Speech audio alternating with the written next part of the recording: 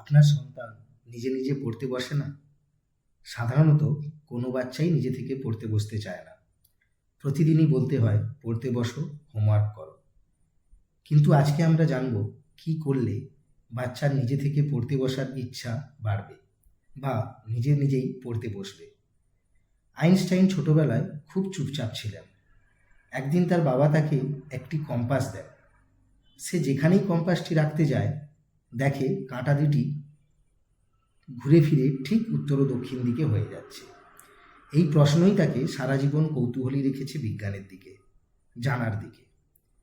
এইবার আমাদের মহান বিজ্ঞানী এপিজে আব্দুল কালামের কথায় আসে। ছোটবেলায় পাখি উড়তে দেখে তার মনে প্রশ্ন জাগে, পাখি কিভাবে আকাশে ওড়ে। তার বিজ্ঞানের স্কুল শিক্ষক এস আয়ার স্যার তাকে পাখি ওড়ার মেকানিজম ব্যাখ্যা করেন, যা থেকে তার এরোনটিক্স এবং ম্যাথামেটিক্সের দিকে ঝোঁক তৈরি হয়। অতএব একটি কথা পরিষ্কার, কৌতূহল বা প্রশ্ন যদি শিশুর মনে জাগে তাহলে তাকে আর পড়তে বসতে বলতে হয় না। শিশুর মনে কৌতূহল কিভাবে জাগাবেন তা জানতে ভিডিওটি শেষ পর্যন্ত অবশ্যই দেখুন, না হলে মিস করবেন। এই ধরনের বিজ্ঞান ভিত্তিক চাইল্ড ডেভেলপমেন্ট ভিডিও পেতে চ্যানেলটি অবশ্যই সাবস্ক্রাইব করুন। কেন কৌতূহল এত শক্তিশালী? কারণ চিলড্রেন আর বর্ন কিউরিয়াস। মস্তিষ্ক যখন কোনো প্রশ্ন পায় তখন সে তার উত্তর খোঁজার চেষ্টা করে। এই উত্তর খোঁজার আগ্রহই তাকে জানতে বা পড়তে বসতে আগ্রহী করায়। এইবার ধরুন আপনি বলবেন এগুলো বড় বড় ব্যাপার, ছোটদের কিভাবে বোঝাবো? তাহলে ওই একটি কথাই মনে রাখতে হবে, আমাদের পড়তে বসো বলার থেকে আমাদের লক্ষ্য রাখতে হবে তাকে পড়তে বসার বা পড়ার জন্য কৌতূহলী করতে হবে। আমি দু একটি ছোট ছোট উদাহরণ দিচ্ছি, তা থেকে নিজেরা ধারণা করতে পারেন। পড়া শুরু হবে প্রশ্ন দিয়ে। ধরুন কোনো চ্যাপ্টার খুলে বাচ্চা পড়তে বসেছে, তাহলে ডিরেক্ট না শুরু করার আগে জিজ্ঞাসা করুন ছবিটা দেখে বা টাইটেল দেখে চ্যাপ্টারটিতে কি আছে বলে তোমার মনে হয়।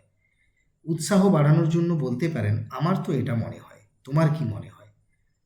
তাহলে দেখবেন আসল উত্তর জানতে বাচ্চাটি চ্যাপ্টারটি উৎসাহ সহকারে পড়তে শুরু করেছে। বাচ্চাকে চলতে বসতে নানাভাবে কৌতূহলী বানান, যেমন আকাশ নীল হয় কেন, বৃষ্টি কেন হয়, পড়ে গেলে লাগে কেন, চাঁদ আমাদের সাথে সাথে চলে কেন। ছোটোখাটো প্রতিনিয়ত সাধারণ কোশ্চেন করার মাধ্যমে বাচ্চার মনকে আরও কৌতূহলী করে তোলার চেষ্টা করুন। প্রথমে কি সাবজেক্ট পড়বে বা কতটা পড়বে সেক্ষেত্রে বাচ্চাকে একটু স্বাধীনতা দিন। জোর করার বা ধমক দেওয়ার কোনো দরকার নেই। আর পড়ার জায়গা থেকে ডিস্ট্রাকশনগুলো যেমন মোবাইল, টিভি এই সমস্ত দূরে রাখুন।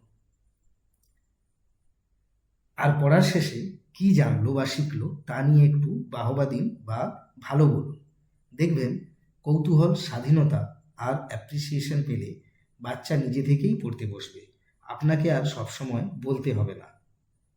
আপনাদের কাছে বাচ্চা পড়া শুরু করার আগে কোনো চ্যাপ্টারকে ইন্টারেস্টিং করতে কোনো আইডিয়া থাকলে অবশ্যই কমেন্ট বক্সে জানান। নতুন নতুন প্যারেন্টিং গাইড পেতে চ্যানেলটি অবশ্যই সাবস্ক্রাইব করুন। ধন্যবাদ।